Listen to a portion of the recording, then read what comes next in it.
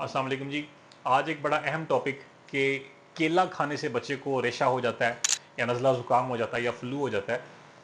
तो ये टोटली गलत है। ये बहुत एक पुरानी मिथ है और इस पे अक्सर मैं देखता हूँ पढ़े लिखे वालिदैन भी इस बात पे आए होते हैं कि जी बच्चे को केला दिया, उसको नज़ला ज़ुकाम हो गया या बुखार हो गया। तो ये बिल्कुल गलत बात है। दुनिया की कोई ऐसी किताब नहीं है, कोई ऐसी डिक्शनरी नहीं है, कोई ऐसी मेडिकल साइंस नहीं है। आप जहाँ मर्ज़ी सर्च कर लें, केला कभी भी ना उससे रेशा होता है, ना खांसी होती है, नज़ला ज़ुकाम होता है। केला एक बड़ा अच्छा फ्रूट है बच्चे के लिए। उसमें विटामिन होता है, उसमें विटामिन B6 होता है, इसमें पोटेशियम होता है, इसमें कार्बोहाइड्रेट्स होते हैं। ख़ास तौर पे बच्चे को मोशन लगे हों तो हम अक्सर अक्सर एडवाइस करते हैं कि इसको केला खिलाएं, दही खिलाएं, और दही से भी बच्चे को कोई मसला नहीं होता।